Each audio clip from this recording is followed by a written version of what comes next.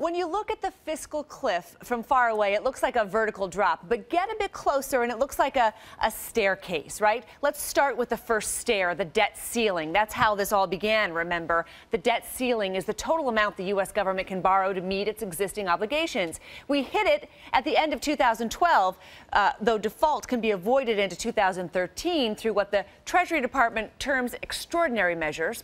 In the summer of 2011, House Republicans refused to raise the debt ceiling without an agreement to cut government spending. The result was a debacle, a downgrade of U.S. credit for the first time in history, and the formation of a committee to solve the problem later. And thus the threat of the fiscal cliff is born. Now, without a new deal, on January 1st, tax hikes, they kick in, $661 billion for next year alone.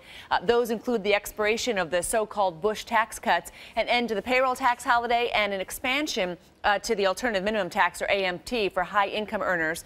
Americans will start to feel those when the first paychecks of the new year arrive. The third step is called the sequester, which kicks in January 2nd. Those cuts amount to $78 billion next year. Some companies with government contracts have already pulled back on hiring. Some have slowed work. But most Americans won't truly feel the effects of the sequester, the spending cuts, until the middle of next year. We're talking layoffs for private sector and government employees and cutbacks in the services Americans rely on.